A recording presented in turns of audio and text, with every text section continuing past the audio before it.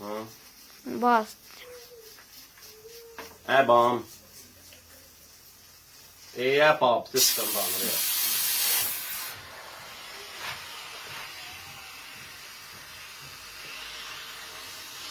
Hospital पाप लैन जान की जरूरत ही नहीं है। जितना हो सकता है बंदे अगे शेयर करो ताकि हर बंदा इसका फायदा उठा सके।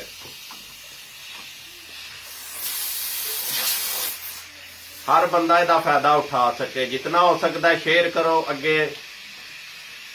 देख सकते हो किस तरह भाप निकलती पी। अगर तुसी मठा करके रखोगे चूल्हा तो आस्ता आस्ता भाप निकलेगी। तेज करोगे इसकी भाप बहुत तेज होएगी। जितनी कि तुहानू जरूरत है उस हिसाब नाल तुसी चूल्हा चला लो, उस हिसाब नाल स्टीम बनेगी निकलेगी। बहुत जबरदस्त कुलिया है। घर बैठे बैठे तुसी लगाओ, अपने बच्चों नू भाप दो, खुद भाप लो। देख सकते हो भाप किस तरह निकल रही है।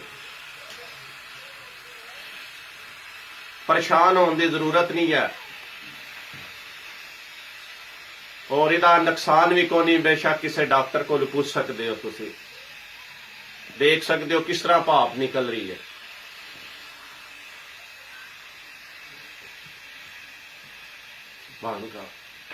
अस्सलाम वालेकुम बाजी ब्यूटी पार्लर। ये आप ये ना समझे मैंने कोरोना वायरस की वजह से अपना मुंह इतना ढका हुआ है। असल बात ये है बाजी ब्यूटी पार्लर कि देखें आपने तो इतने दिन से ब्यूटी पार्लर बंद कर लिया है। तो कल ना वो मेरी हमसाई आई ना, तो वो मुझे कहने लगी, मैंने दरवाज़ा खोला तो मुझे कह रही थी भाईजान अपनी बेगम को बुला दे, मुझे कोई काम है।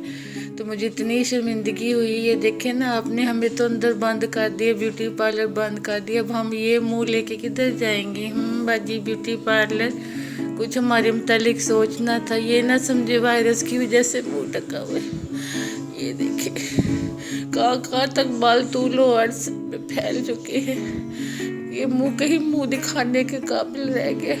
कोरोना वायरस के बजाय ये तो डरोना वायरस लग रहा है। बाजी ब्यूटी पार्लर मेरा कुछ तो ख्याल करे कि मुझे पिछले दरवाजे से अंदर बुला ले और मुझे बाजी से भाईजान से बाजी बना के घर भेज दें।